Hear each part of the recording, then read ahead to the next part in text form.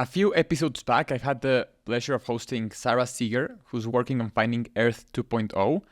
And I mentioned a book called Why Greatness Cannot Be Planned by Kenneth Stanley and Joel Lehman. And this was a book that really changed my perspective on how I see life. I think it's one of those books that you need to read in your lifetime, especially if you're trying to pave your way, your career, finding out how to live a life that maybe not goal-oriented.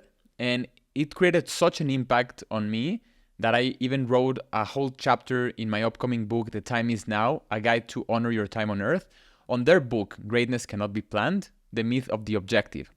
It really changed the way I see how we shape our lives and how we should approach serendipity and stepping stones towards new discoveries, not only in terms of inventions, but also on our personal path. So I haven't done this in a while.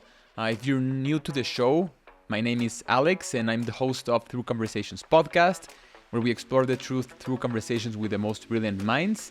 And I've used these solo episodes in moments to share some of the ideas that I've wrote in my upcoming book that I just mentioned, The Time Is Now, A Guide to Honor Your Time on Earth, which will be releasing somewhere around end of year of 2024 or maybe starting next year. A few things that need to happen before that, but we're getting there. So hopefully if you're watching this and you want a free copy, let me know. I would love for you to read it. So let's get into it today with this solo episode on what artificial intelligence teaches us about life and greatness. Here's a quote by Kenneth Stanley that says, "Greatness can only be achieved if you stop demanding what the greatness should be." In their provocative book, Greatness Cannot Be Planned, The Myth of the Objective, Joel Lehman and Kenneth Stanley turned the world of the conventional hustle mindset upside down, arguing that objective-based living is by far the worst strategy we can choose if we set our sights to achieving greatness. Think about it. For me, the book was an eye-opener, articulating what I've felt for a long time now and have written throughout the pages of this book. We are not built to live a scripted, goal-oriented life. We are not built to reach greatness by following a linear path towards our dreams. In reality, these grandiose dreams bring us further and further from our visions and ultimately distance us from long-lasting fulfillment in our lives. How can such a thing happen? How is it the case that the more we focus on achieving any goal, the less likely it is we actually achieve it? Even more intriguing, why is it that when someone does reach their goal, does achieve greatness, does get to the finish line, they feel rather depleted of energy and disappointed, often articulating words when arriving, such as, "Is this really it?" This happens because we're built for maximum serendipity, not maximum optimization. In a deeply intriguing experiment, Kenneth and Joel show how an AI robot, programmed to find novelty rather than just arrive at its destiny in the most efficient way, actually reached its objectives more rapidly. The robot was placed inside a maze, and the purpose of the experiment was to see how quickly the robot would exit the maze, depending on its algorithm.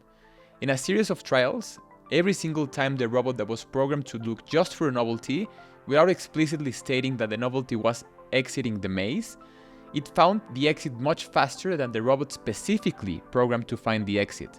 Mind-blowing, right? Being led only by an awe-infusing program, the AI robot reached its goals faster.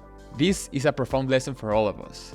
The more we try to reach our goals in a direct, literal, and efficient manner, the longer it may take us to reach them, and even potentially never realizing them. Some of the greatest athletes of all time are great examples that mindset and goal setting are the keys to success. Take, for example, LeBron James and Kobe Bryant. To a certain extent, I agree. Without their mindset, they would have never achieved their goals and greatness. On the other hand, LeBron expressed a deep love for the game of basketball that goes back to when he played the sport at 5 years old on a crate. And Bryant expressed multiple times that he was deeply obsessed with basketball.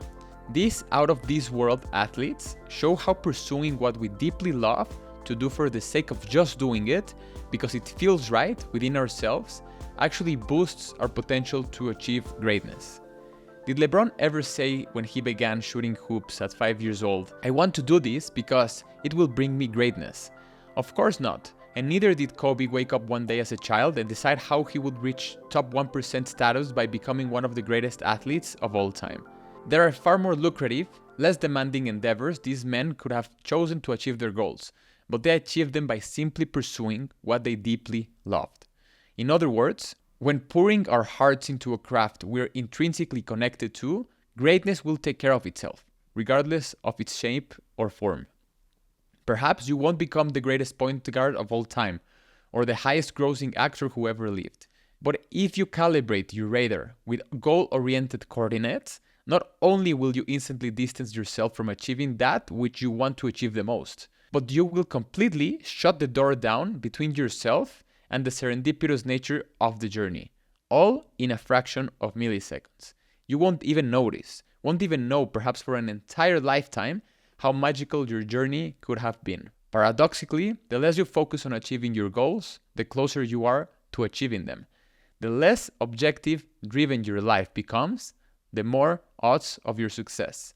The less mechanized a life you build, the more opportunities you will have to become inspired. The less you chase your dream, the more likely it is that you will realize it. The less scripted your life is, the more awe-inspiring it becomes. No doubt, these concepts are difficult to digest, as our entire modern existence is based on goal setting, optimizing, and careful calibration. Indeed, that is practically the modus operandi of every single human living in the modern world. Understanding the challenge of embracing a non-goal-oriented lifestyle isn't easy for me either. Based on a personality test, I learned that I'm highly industrious and extremely conscientious. I thrive on efficiency and clear goals, so it's quite a shift to consider that success can come more naturally to me when I stop trying so hard to achieve it. Just know that if it's tough for you to see life this way, I'm right there with you struggling with the same realization. As Kenneth and Joel write in Greatness Cannot Be Planned, we have been conditioned from an early age to think of our lives as a function of who we need to become when we grow up. If you notice, most games we used to play when we were young, such as role-playing games based on who we want to be in the future, set us on a path to associating fulfillment, sense of purpose, and social recognition by what we can accomplish instead of who we already are and who we can become. Goal setting is not a natural law that should drive our lives. Artificial intelligence has revealed that serendipity and novelty seeking play a much larger role in all the success and paradigm-shifting discoveries that we previously thought, and provide a much better framework for living a fulfilling, creatively driven life for all of us. When we follow our interests without a hidden agenda, this is the best way of reaching greatness. And when we don't define what greatness should be, we might find it in its purest, most unconstrained, most natural form. Kenneth and Joel expand upon this idea by discussing several discoveries that have been made throughout humankind's existence, like the computer and rock and roll. The first computer, in fact, was built using vacuum tubes, devices to channel electric current through a vacuum. The strange part here, Kenneth and Joel argue, is that the creation of vacuum tubes had nothing to do with computers. Those who were working on vacuum tubes were focused on electricity, not computers. The pursuit of their interests opened the door to the advancements of computer technology. Another example is born out of a combination between jazz, gospel, blues, and country music, Kenneth and Joel write. The eureka moment here is that neither jazz, gospel, or blues singers had the intention of creating rock and roll. The pure reality is that these artists were just being themselves, and their passion ultimately became a stepping stone for rock and roll to be discovered. What's startling about these findings is that if, in the above examples, the innovators had set out to create a computer or rock and roll, they may have never achieved their goals, or they would have delayed the process, riddled with challenges for a long time. Again, goal setting can actually constrain our ability to achieve greatness. When we put on our horse blinders in the spirit of focusing on what we should achieve, we foreclose the potential of stepping stones that could bring us closer to the peak of our creative potential. In other words, when we write a recipe for success, build a checklist of steps to take along the way, and proceed to execute them, we become blind to potentially better ventures that are within our reach. Even more surprising is that when we set goals for ourselves, we potentially send ourselves towards dead ends. Although all metrics might indicate that we're getting closer to our goals, the numbers and methodologies deceive us and we find ourselves the furthest we've ever been from achieving them. Imagine you're in a maze and you have been programmed to reach a treasure. To evaluate your progress on whether you are getting closer to the desired destination, you use a progress bar that increases in percentage value when you approach the goal and decreases when you get further away. You begin your quest by trying to raise the value of the progress bar, and voila, the further north you go, the closer you get to it. In fact, you reach the 99.99th percentile of closeness to your destination if you just head north. However, when you get that close to your destination, you encounter a wall between you and the treasure that you cannot traverse. That is, you're literally a step away from your treasure, but you cannot reach it, not ever. The risk of goal setting is that it is extremely harmful and deceptive. Based on all the metrics, you took the best possible route and you're literally the closest you've ever been to your desired destination. Yet, you feel exhausted and frustrated because all you see is a wall, never having access to the treasure on the other side. Now, let's say that you were programmed to search for novelty. So the goal here is to be amazed, be in awe by the maze rather than trying to solve it and get to the treasure. Let's say you take the northern route again and you get to the same wall as before. You see a wall as a novel experience and you record it and move on. Then you take the eastern route and you go through the same process. You are amazed by it and move on. Ultimately, you go through this same process for all the routes until you discover the coveted treasure. While you were not programmed to search for the treasure, this strategy proved more useful for two reasons. Number one, you enjoy the path for the sake of exploring the path. And number two, you were ultimately rewarded by a treasure. Thus, you killed two birds with one stone. In other words, you're more likely to achieve greatness without ever setting your sights on greatness. Reaching greatness by defining what greatness should be is seriously constraining and harmful. If having a career packed with achievement and recognition would cut it out for everyone who achieved greatness, then all of us would attain long-lasting satisfaction by following this path. In fact, job dissatisfaction is at an all-time high. If that were the actual definition of the term, we would not be as depressed, isolated, and stressed as we are. If becoming a Hollywood star or a famous singer would offer a stairway to success, a stairway to heaven, if I may, all actors and singers would live high-quality lives, but a lot of them don't. There are countless of examples of famous people experiencing severe depression, substance abuse, and committing suicide as they follow these coveted paths. Even my favorite comedian of all time, Jim Carrey, has dealt with depression. Jim Carrey once gave a commencement speech for the 2014 class of the Maharishi International University of Management. In his speech, Jim took the crowd on a journey of laughter, insights, and direct truths. He essentially put this chapter theme into one sentence. Quote, I've often said that I wished people could realize all their dreams and wealth and fame, and so that they could see that it's not where you're going to find your sense of completion. In other words, do not allow yourself to be bound to golden cups that promise greatness, which in reality only tie you to a dead end. A true sense of completion will never manifest itself within you if you realize the mechanized dreams you design, often based on wealth and success, but rather from pursuing what emanates inside of you. Jim goes on to describe a vital lesson his father taught him.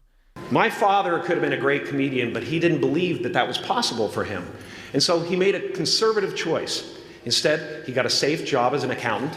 And when I was 12 years old, he was let go from that safe job. And our family had to do whatever we could to survive. I learned many great lessons from my father, not the least of which was that you can fail at what you don't want. So you might as well take a chance on doing what you love. Our mind is an expert in deception. Its intention is not to con us out of our dreams and passions, but to protect us. Taking a leap of faith is the least rational choice anyone can make, especially in modernity, when the path of security has never been as attainable and as quote-unquote guaranteed as society professes. As Jim tells us in the story of his father, we can absolutely fail at what we hate doing. So we might as well try and fail at doing something that we love. On the flip side, we can succeed at something we hate. So why not try to succeed at something we love? It's so much more fulfilling and sustaining after all.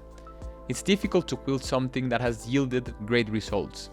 In other words, we're good at playing games we don't like. We receive the promotions, the big bucks, the stability, the comfort, and the applause. These perks are very hard to give up on, but that is precisely why they exist in the first place, to make us play broken games, to keep us hooked. That's what the money is for. That's what the applause is for. Most of the time, we go through the motions of our work and career half-heartedly and still achieve amazing results. Now, just imagine what we could accomplish if we would all give our hearts to pursuing our passions without guardrails and without feeling the dread and drudgery of our jobs. It is worth repeating that safety, paradoxically, can be the most dangerous decision we ever make. And with that, that's the chapter on what artificial intelligence can teach us about life. And I hope you enjoyed it. It's really mind-changing to think that greatness, without defining what greatness is, can be achieved more rapidly. And so if you enjoyed this, stay tuned for more solo episodes. If you stayed up until this part of the video, I truly appreciate you. I would love to send a book your way. So if you comment down below that you would like a copy, we can make it happen. The pre-orders for the book will be set out soon. So keep on the lookout for that. And with that, I thank you for watching and thank you for supporting the podcast as always. Take care.